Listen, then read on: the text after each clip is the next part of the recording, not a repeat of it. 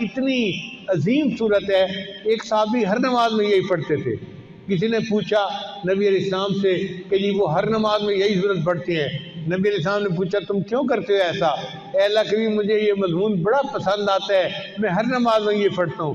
نبی علیہ السلام نے فرمایا سورہ اخلاص کی اس محبت کی وجہ سے اللہ نے تمہارے گناہوں کی مغفرت فرما دی۔ ہم بھی نمازوں میں پڑھتے ہیں یہی صورت، تو اگر مضمون ذہن میں رہے گا تو ہمارے لیے پھر نماز میں دھیان قائم رکھنا آسان ہو جائے گا۔ یہ توحید اتنی اہم ہے کہ امام ربانی مجدد ثانی رحمۃ اللہ فرماتے ہیں کہ دنیا میں بڑے بڑے نافرمان گزرے، جیسا کہ شیطان، فرعون، حامان، یہ بڑے بڑے نافرمان تھے، نمرود، لیکن اگر یہ سارے نافرمان بھی کلمہ پڑھ لیتے اللہ ان کے گناہوں کو بھی معاف فرما دیتا۔ یعنی اللہ تعالیٰ اپنے پیارے حبیب صلی اللہ علیہ وسلم کو فرماتے ہیں اے میرے محبوب صلی اللہ علیہ وسلم، یہ پیغام ہم نے پہلی امتوں کو بھی دیا اور آپ کو بھی دے رہے ہیں، اگر آپ شرک کریں گے ہم آپ کے سارے عملوں کو ضائع کر دیں گے۔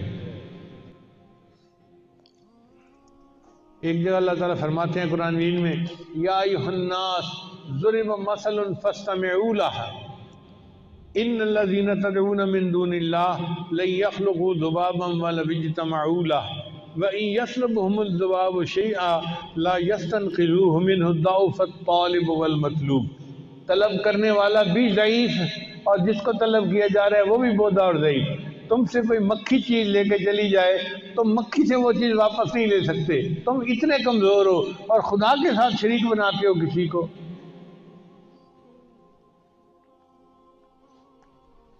پھر قرآن مجید کی ایک اور آیت ہے جس کو پڑھ کے توحید کا مضمون کھلتا ہے۔ اللہ فرماتے ہیں تبارک الذی نزل الفرقان علی عبدہ لیکون للعالمین نذیرا الذی لہ ملک السماوات والارض ولم يتخذ ولدا ولم يكن له شریک فی الملک وخلق کل شیء وقدرہ فقدرہ تقدیرا۔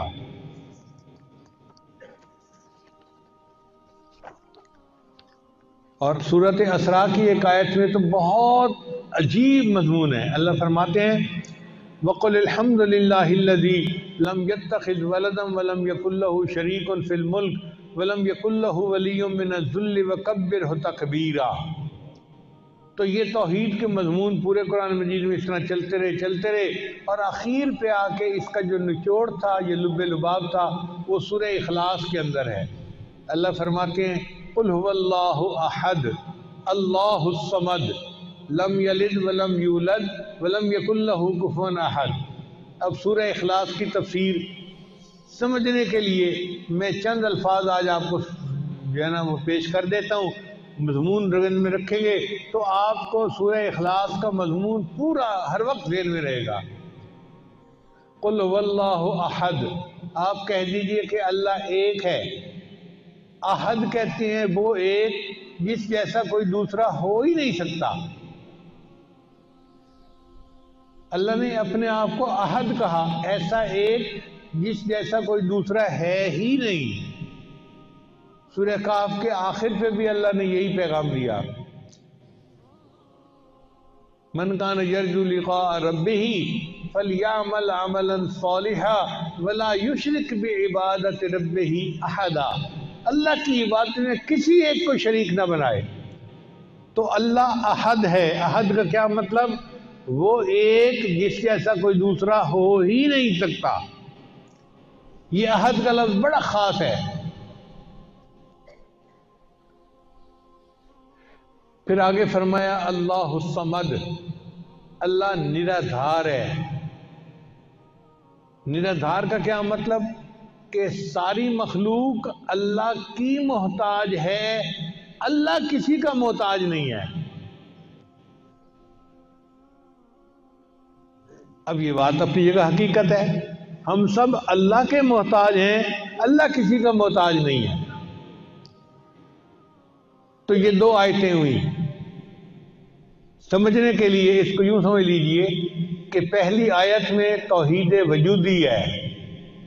یہ توحید وجودی صوفیاء والی نہیں ہے، بلکہ لفظ استعمال کیا جا رہا ہے اپنے سمجھنے کے لیے۔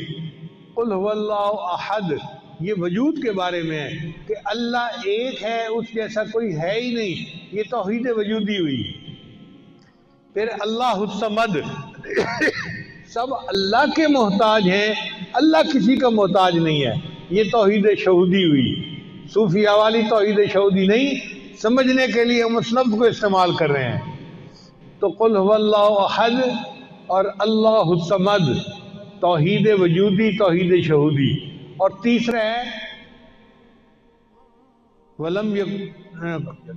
لم یلد ولم یولد، نہ اللہ نے کسی کو جنا، نہ اللہ کو کسی نے جنا، یہ توحید ذات ہے۔ نہ اللہ کی کوئی اولاد ہے، چونکہ مشرک جو تھے وہ اللہ کو تو مانتے تھے لیکن کہتے تھے کہ فرشتے اللہ کی بیٹیاں ہیں۔ عیسائی اللہ کو مانتے ہیں لیکن عیسیٰ علیہ السلام کو اللہ کا بیٹا مانتے ہیں، بی بی مریم کو اللہ کی بیوی مانتے ہیں۔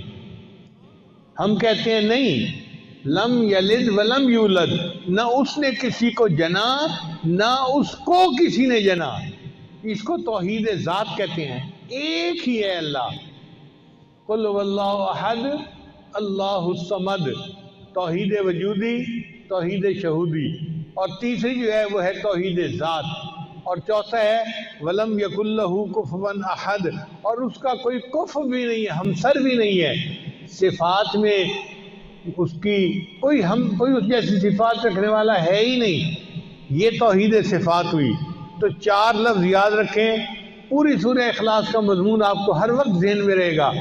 قل هو اللہ احد توحید وجودی، اللہ الصمد توحید شہودی، لم یلد ولم یولد توحید ذات، ولم یکن لہ کفوا احد توحید صفات۔